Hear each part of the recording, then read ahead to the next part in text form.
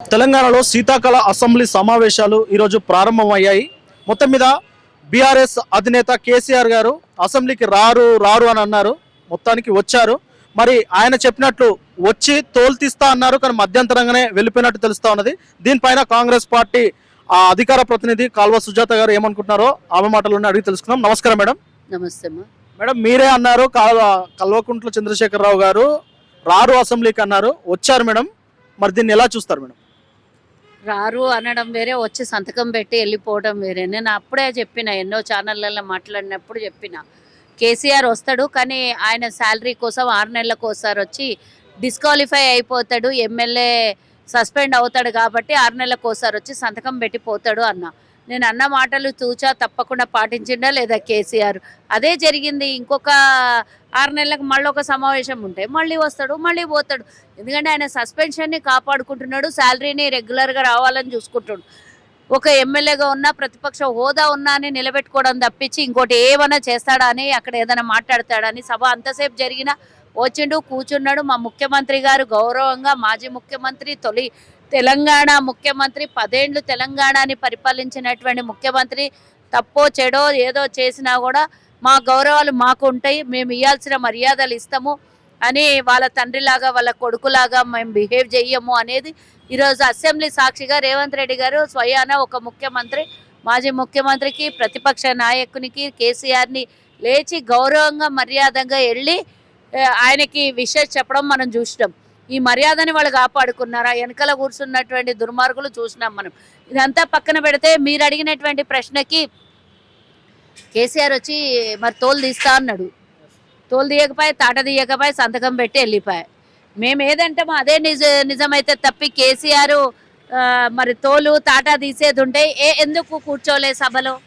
చెప్పాలి, వెనకాల కూర్చున్న శుద్ధపూసలన్నా చెప్పాలి, సుబుద్ధులన్నా చెప్పాలి. అసలు కేసీఆర్ ఏమి మాట్లాడాడు అని నేను గతంలోనే చెప్పిన. ఇది అదే జరిగింది, మళ్ళీ జరగదని ఏం నమ్మకం ఉంది? రేపు వస్తాడని మీరు నమ్ముతున్నారా? నాకు తెలిసి అయితే రాడు. ఇక ఇప్పుడే వెళ్ళిపోయినాడు, సభ మధ్యలోకి వెళ్ళిపోయినాడు. రేపు వచ్చి ప్రశ్నించుతాడా అని నేనైతే అనుకోను. రేపు అల్లుడు కొడుకు ఏం క్వశ్చన్స్ వేస్తారో మనం చూడాలి. ఇంకా జరిగేటటువంటి 4-5 రోజుల అసెంబ్లీలో ఏం రసాబస జరుగుతుందో చూద్దాము. కేసీఆర్ రావాలనే మేము కోరుకుంటున్నాం, రావద్దు అని ఏమాత్రం మేము అనం. ఎందుకంటే నువ్వు ప్రశ్నిస్తేనే మాకు జవాబు చెప్పడానికి, మాకు కూడా అంటే ఏమన్నా తప్పులు జరుగుతున్నాయా అని దాన్ని సరిదిద్దుకోవడానికి అవకాశం ఇస్తుంది. నీలాగా మా ప్రభుత్వం కాదు, మా పార్టీ కాదు. అవకాశం శాసనసభలో ప్రతి ఒక్కరికి ఉంటుంది. కాబట్టి ఆ అధికారాన్ని ఉపయోగించుకొని సలహాలు సూచనలు ఇవ్వాలి. ప్రతిపక్షంలో ఉంటే, ప్రభుత్వంలో ఉంటే దాన్ని పాటించాలి, అది లక్షణం.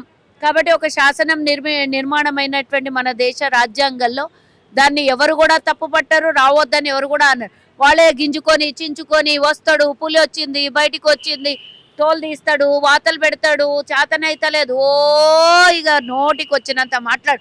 ఒకసారి వస్తేనే అంతసారి మాట్లాడినరు.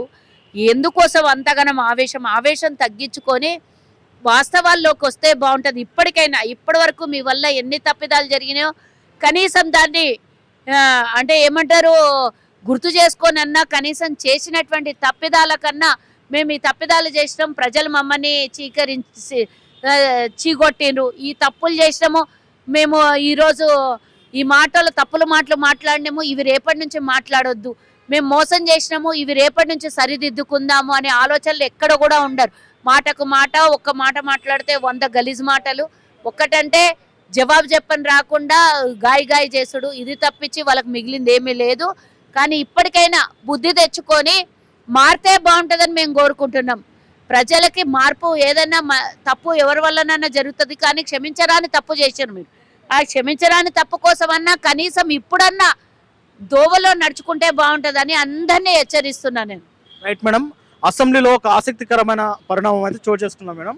సీఎం గారు నేరుగా వచ్చి ప్రతిపక్ష నాయకుడిని కలవడం అనేది చాలా ఆసక్తికరమైన పరిణామమే. అయినప్పటికీ అక్కడ ఒక సంఘటన మేడం చూసినట్టయితే, కేటీఆర్ గారు, పాడి కౌశిక్ రెడ్డి గారు మాత్రం అక్కడ లేవలేదు. బీఆర్ఎస్ ఎల్పీ మొత్తం రేవంత్ రెడ్డి గారు రాగానే లేచి నిల్చున్నారు, ఆయనకు మర్యాద ఇచ్చుకున్నారు, ఇద్దరు మర్యాద ఇచ్చుకున్నారు మేడం. కానీ కేటీఆర్ గారు మాత్రం అస్సలు లేవలేదు. పక్కనే కూర్చున్న పాడి కౌశిక్ రెడ్డి సైతం లేవలేదు మేడం. దీన్ని అహంకారం అని మీరు అంటున్నారు, ఆత్మాభిమానం అని కేటీఆర్ గారు అంటున్నారు మేడం. దీన్ని ఎలా చూస్తారు మీరు? ముఖ్యమంత్రి వస్తే అందరు గౌరవంగా లేచి నిలబడితే తను లేవకపోవడం ఆత్మాభిమానం అవుతుందా? అంటే మర్యాద ఎంత ఉందో ఇదివరకేమో చాలా పొంకనాలు పొంకిండు కదా కేటీఆర్. ముఖ్యమంత్రి అని చూడలేదు, ముఖ్యమంత్రి అని మర్యాద లేదు, తండ్రి లాంటి వయసున్నోడు అటువంటి మర్యాద లేదు అన్న. నువ్వు ఆ కుర్చీకి గౌరవం అయ్యో, ఆత్మాభిమానం ఏంది? ఆత్మాభిమానం అందరు లేచి నిలబడినాడు, మిగిలినోళ్ళకి ఆత్మాభిమానం లేదంటవా?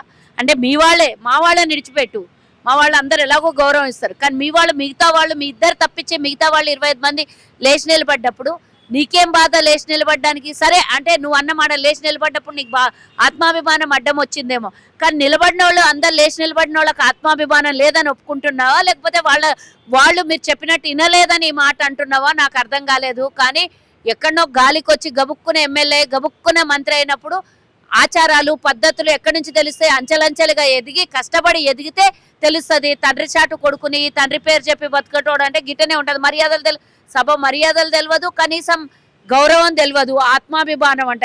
ఎవరి దగ్గర ఆత్మాభిమానం చూపించాలి? ఎప్పుడు చూపించాలి? ఆయన ముఖ్యమంత్రి ఉన్నాడు, తిట్టినా తిట్టించుకోవాలి, అన్నా అనిచ్చుకోవాలి. మీరు తిట్టినే మర్చిపోతే ఎవరేమో శుద్ధపుసలు కాదని నేను ఎన్నోసార్లు చెప్పిన. తండ్రిని తిట్టింది గిడి వరకు ఉన్నది అని అంటే, నీ తండ్రి తిట్టినప్పుడు, నువ్వు తిట్టినప్పుడు అందరికి కూడా ఉంటుంది. ఆడ నాలాంటి వాళ్ళు ఎవరన్నా ఉంటే చెంప మీద పెళ్ళమని వేస్తుర్రాడ నీకు, నువ్వు తిట్టిన మాటలకి. అయినా గౌరవంతో మరి నువ్వు తిట్టిన మాటలకు నీ తండ్రి దగ్గరికి వెళ్ళి గౌరవంగా మరి విశేషణ కదా ముఖ్యమంత్రి గారు, మరి ఆయనకు కూడా గిడి దాకా ఉంటుంది కదా చెప్పు. మరి నీ ఒక్కరికే ఉంటుందా? నీ ఒక్కనివే సొగ్గానివా? అందరికీ తెలుస్తుంది కదా ఆత్మాభిమానం అంటే ఏందో. మరి నీకు ఆత్మాభిమానం ఉంటే యువతలకు ఆత్మాభిమానం లేదా? గది తెలుసుకొని మసులుకుంటే బాగుంటుంది. ఇంకా నేను చెప్తున్నా కదా, అహంకారం చావలేదు, అహంకారం ఎక్కువ కొట్టుకొని వస్తున్నారు. ఇట్లా అహంకారం పడి పడి పడి డే బై డే కొలాప్స్ అయిపోతున్నారు. ఆ కొలాప్స్ కావడానికి కేసీఆర్ వాళ్ళని చూసి కనీసం బుద్ధి గడి పెట్టాలి అంటున్నాను. ఈ పార్టీని చంపడానికి ఎవ్వరు అవసరం లేదు, బయట వాళ్ళిద్దరు చాలు. ఇక పాడిగానికి అయితే గౌరవంగా ఇచ్చే మర్యాద ఇవ్వాల్సిన అవసరం లేదు. ఆయనకి తల బిరుసు ఎక్కువైపోయింది. కేటీఆర్ని చూసుకొని నెక్స్ట్ కేటీఆర్ తర్వాత నన్నేమన్నా వర్కింగ్ ప్రెసిడెంట్ చేస్తారా, లేకపోతే ఇంకేమన్నా చేస్తారా అని వాళ్ళ నాయనగితే కేటీఆర్ని తప్పించేస్తే నాకే చేస్తారని ఆశలు ఉన్నాడేమో. కానీ కేసీఆర్ కుటుంబము, కేసీఆర్ బీఆర్ఎస్ వాళ్ళు నమ్మించి గొంతు కోసుట్ల నంబర్ 1. వాళ్ళ దగ్గర ఉన్నోళ్ళందరూ ఎంతో మంది బయటకు వచ్చి చెప్తున్నారు కదా, మేము తెలంగాణ పోరాటంలో మేము ఉన్నోళ్ళము, తెలంగాణ కోసం ఉద్యమం చేసిన వాళ్ళం మేము, మాకందరికి ఎవరికేం చేసిండు, తర్వాత ఎవరినో కావాల్సిన వాళ్ళని తెచ్చుకొని పెట్టుకొని మమ్మల్ని అందరిని లాద్దరిని కేసీఆర్ అని చెప్పాడు. నీకు కూడా ఒక రోజు అదే బతుకైతుంది. ఎగిరెగిరి పడినోడంట, ఏమిటికి కాకుండా పోయిండంట, ఆకు ఎంగిలాకు ఎగిరెగిరి ఇసరాకు ఎగిరే ఏమీ లేని ఎంగిలాకు ఎగిరెగిరి పడుతుంది. అన్నీ ఉన్నమ్మా అణిగి మణిగి ఉంటుంది. కాబట్టి నీకు ఎగిరెగిరి పడుతున్నారు కాబట్టి అహంకారం తలకెక్కింది. కాబట్టి తొందరలో నీ అహంకారం అయితే ప్రజలు తీస్తారు, ఎవరో అవసరం లేదు. అసెంబ్లీ వేదికగా బాడి కౌశిక్ రెడ్డి మేడిగడ్డను బాంబులు పెట్టి వేల్చారని అసెంబ్లీ వేదిక ఈరోజు అన్నారు. చెక్ డ్యామ్ లో వాళ్ళే వేలుస్తున్నారు, జెల్టన్ స్టిక్స్ పెట్టి. అలాగే మేడిగడ్డను కూడా రేవంత్ రెడ్డి గారే పేల్చారని ఆయన సభాముఖంగా అన్నారు. గతంలో పేల్చి అలవాటు అయినట్టున్నది. తెలంగాణ ఉద్యమంలో రాళ్ళు తీసుకొని కొట్టిండు కదా, ఉద్యమకారులని తరిమి కొట్టిండు చూడు. గది గుర్తొచ్చి అందరు అట్లనే చేస్తారు అనుకుంటారు. మరి ఎందుకు ఉట్టిగా వాగుడు ఎందుకు? అది నిరూపించాలి కదా. బాంబు పెట్టి పేల్చిర్రా, ఏం చేసి పేల్చిర్రా, ఏమైందో బుద్ధి జ్ఞానం ఉన్నోనివైతే అక్కడ సీసీ ఫుటేజ్లు ఉంటాయి, లేదా ఇంకొక రికార్డు ఉంటుంది. నువ్వు దాని మీద ఏమన్నా రీసెర్చ్ చేపిస్తే రీసెర్చ్ దొరుకుతుంది. అన్నీ తీసుకొని వచ్చి ఆధారాలతో సహా అసెంబ్లీ నడుస్తూనే ఉంది, తీసుకొచ్చి పెట్టాలి. ఊకే గావుకేకలకి చేస్తుడు ఎందుకు? గాయ చేసినంత మాత్రాన ప్రజలు అంగీకరిస్తారా? బాంబు పెడితే పేలిది మీదికి పోతుంది, కిందికెట్ట పోతుంది, గుంతలు పెట్టిరా ఏంది? బాంబులు తవ్వేమన్నా అది గుంతలు పెట్టినా కూడా పేలితే మాత్రం బయటికే వస్తుంది కదా. మరి లోపలికి ఎందుకు కుంగిపోయింది? మీరు కట్టేటప్పుడు ఏమన్నా లోపల బాంబులు పెట్టి కట్టిండ్రా ఏంది? మళ్ళా అందుకనే పెళ్ళినట్టున్నది. టైం చూసుకొని ఎలక్షన్ల టైంలో చూద్దాం మేడం. అసెంబ్లీ అయితే హాఫ్ డే తోటి ఎడ్జర్న్ అయింది. జనవరి 2 నుంచి వెళ్ళి అసెంబ్లీలు అంటే నడిపిస్తా అంటున్నారు. చూద్దాం మేడం ఎలా ఉండబోతుందో. Thank you madam.